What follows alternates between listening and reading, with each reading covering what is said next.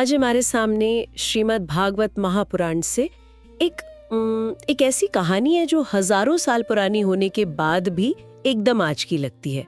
ये कहानी है राजा परीक्षित की। और ये कोई ऐसे वैसे राजा नहीं थे। हाँ बिल्कुल, ये वही परीक्षित है जिनकी भगवान कृष्ण ने गर्भ में ही रक्षा की थी। एक ऐसा धर्मपरायण राजा जिसके शासन में अधर्म का प्रतीक मतलब कली वो भी डरकर कांपता था। तो सवाल यही उठता है हाँ, कि इतना महान, इतना संयमित व्यक्ति एक छोटी सी भूल के कारण मौत के श्राप तक कैसे पहुंच गया। आज हम इसी गुत्थी को सुलझाने की कोशिश करेंगे। हम देखेंगे कि कैसे एक पल का गुस्सा, थोड़ी सी भूख प्यास और एक मरा हुआ सांप एक पूरे साम्राज्य का भविष्य बदल देते हैं। चलिए इस कहानी के पन्ने पलटते हैं। तो कहानी शुरू होती है जंगल से। हाँ, राजा परीक्षित शिकार पर निकले हैं, एक हिरण का पीछा कर रहे हैं और पीछा करते करते मतलब बुरी तरह थक गए हैं। यहाँ स्रोत उनकी हालत बताने के लिए एक दमदार बात कहता है। वो सिर्फ थके नहीं थे। अच्छा, उन्हें जोरों की भूख और प्यास लगी थी। मतलब ऐसी हालत की सुध-बुध खोने लगे थे। और ये जानना बहुत जरूरी है। क्यों? क्योंकि उनका अगला हर कदम इसी शारीरिक पीड़ा से निकल रहा था, उनके अपने शांत मन से नहीं। बिल्कुल, जैसे जब हम बहुत भूखे होते हैं तो छोटी छोटी बातों पे चिढ़ जाते हैं। वही बात। तो इसी हालत में पानी खोजते खोजते वो एक ऋषि के आश्रम में पहुंचते हैं। वहां वो देखते हैं कि एक मुनि आसन पर बैठे हैं, आंखें बंद हैं, एकदम शांत। और ये भी कोई मतलब मामूली ध्यान नहीं था। स्रोत में साफ लिखा है कि ऋषि समाधि में थे। समाधि में? हाँ, उनकी इंद्रियां, उनकी सांसें, मन, बुद्धि, सब कुछ पूरी तरह से स्थिर हो चुका था। वो चेतना की उन अवस्थाओं से भी परे थे जिन्हें हम जागना, सपना देखना या गहरी नींद कहते हैं। इसे आज की भाषा में कैसे समझे? क्या ये डीप मेडिटेशन जैसा कुछ है? उससे भी कई गुना गहरा। आप ऐसे सोचिए जैसे आपका फोन एयरप्लेन मोड पे हो। अच्छा। जहां कोई कॉल, कोई मैसेज, कोई नोटिफिकेशन आप तक पहुंच ही नहीं सकता। ऋषि उस अवस्था में थे।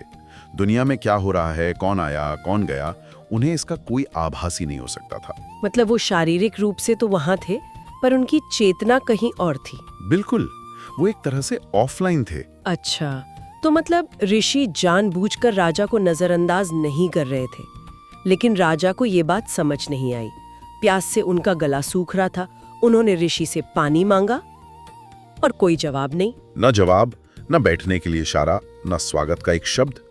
अब राजा के लिए, जो चक्रवर्ती सम्राट थे, ये एक बहुत बड़ा अपमान था। हाँ, उन्हें लगा होगा कि ये ऋषि जानबूझकर ढोंग कर रहा है और उनकी बेइज्जती कर रहा है। यहीं पर एक सवाल उठता है। क्या?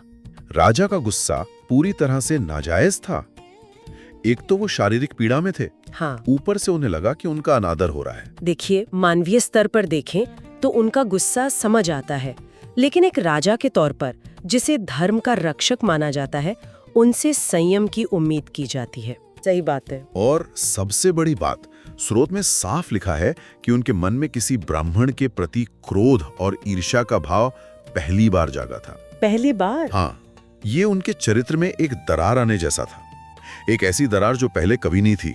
और इसी गुस्से की आग ने उनसे वो काम करवा दिया जिसने सब कुछ बदल दिया। हाँ, उन्होंने अपने धनुष की नोक से पास में पड़ा एक मरा हुआ सांप उठाया और उसे उन ध्यानमग्न ऋषि के कंधे पर डाल दिया और फिर चुपचाप वहां से अपनी राजधानी लौट गए। ये एक छोटा सा मतलब बचकाना सा काम लग सकता है, किसी पर मरा हुआ सांप फेंक देना। हाँ, लेकिन ये एक प्रतीक है। ये दिखाता है कि कैसे एक महान व्यक्ति भी जब अपनी शारीरिक जरूरतों और अपने अहंकार के आगे झुक जाता है तो उसका विवेक मर जाता है, उस मरे हुए सांप की तरह।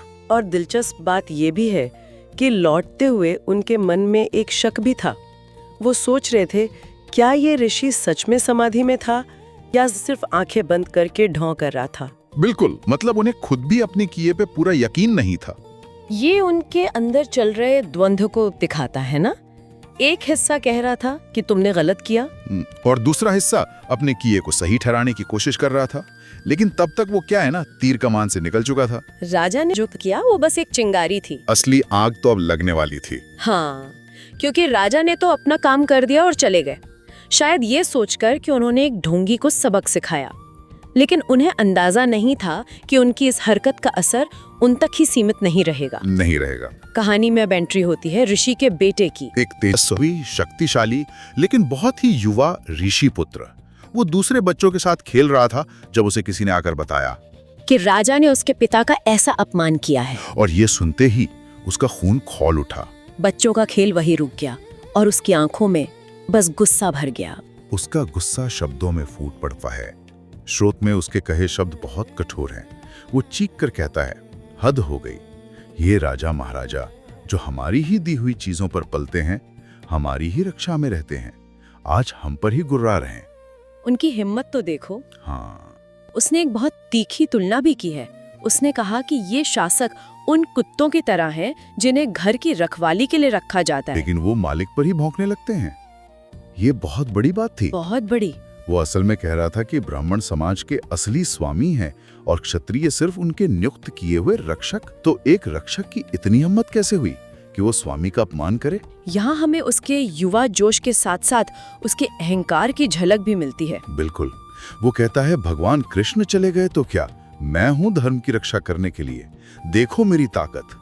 और अपनी उसी ताकत को दिखाने के लिए गुस्से से लाल आंखें किए उसने पास की कौशिकी नदी से हाथ में पानी लिया और राजा परीक्षित को श्राप दे दिया। नहीं, उसने मौत का तरीका, उसका समय और कारण सब कुछ तय कर दिया। एक मरे हुए सांप का बदला एक जिंदा और जहरीले सांप से।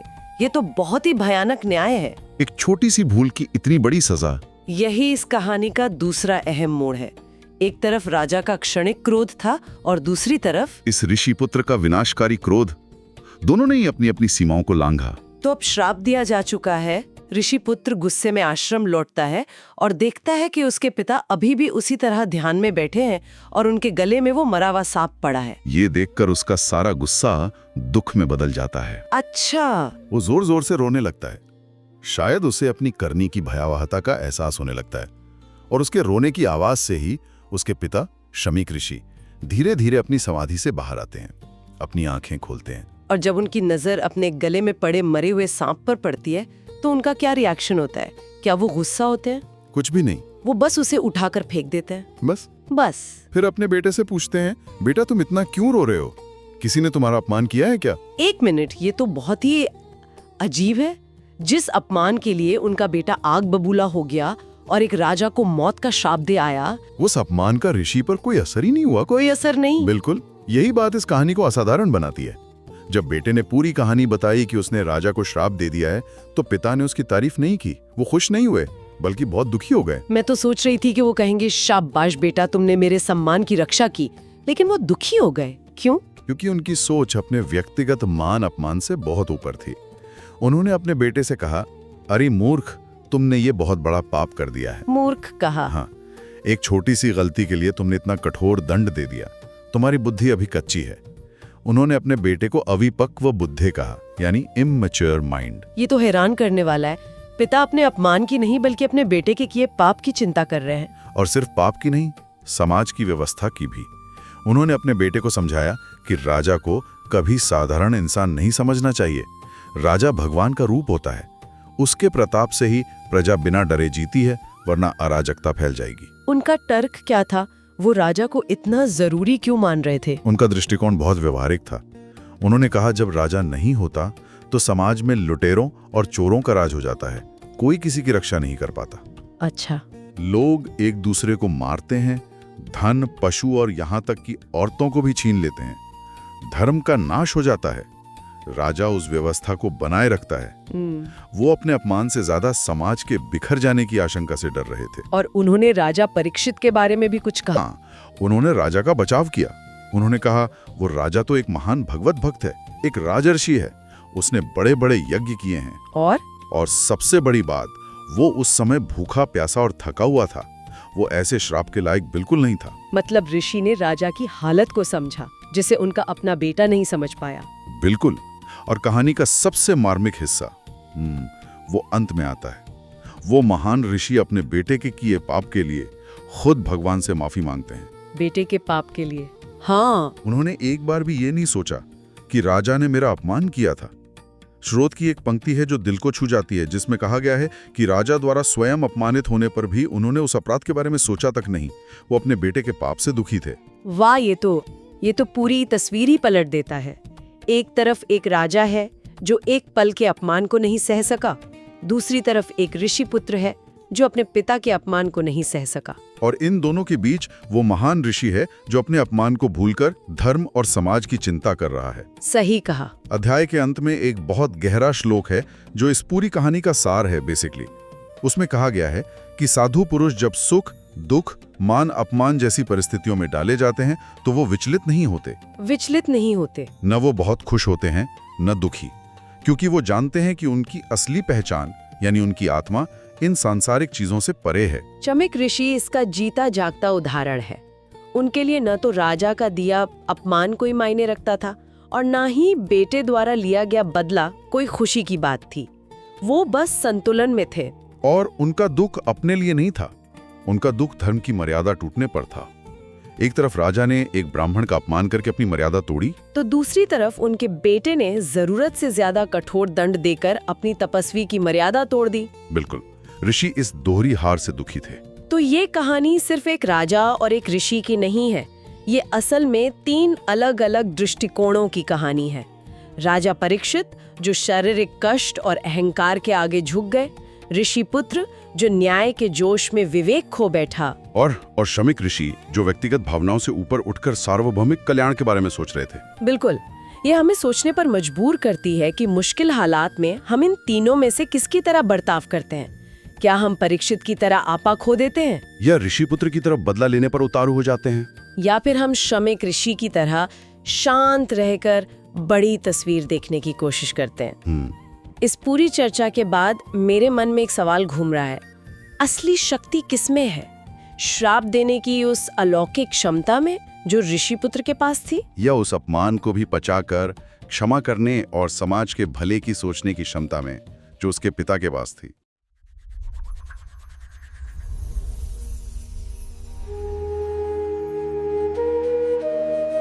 श्रीमद् भागवतन से आज हम एक ऐसी कहानी में उतरेंगे जहां एक छोटी सी भूल के नतीजे इतने बड़े थे कि उन्होंने एक पूरे युग को बदल कर रख दिया।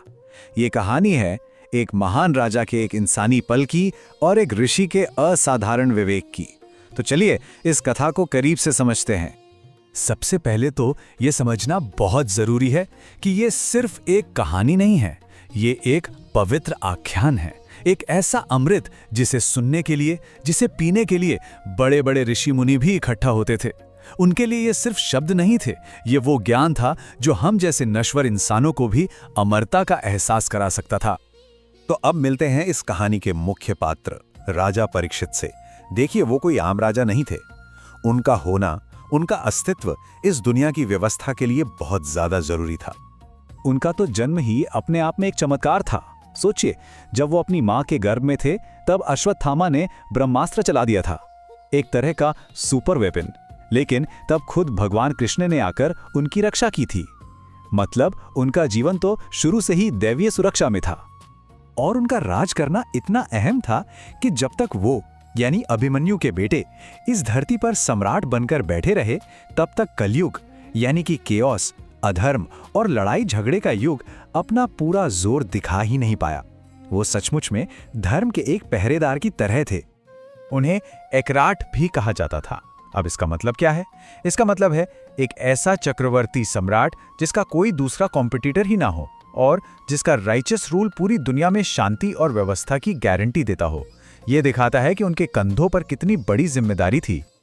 लेकिन राजा चाहे कितना ही महान क्यों ना हो, होता तो वो भी एक इंसानी है।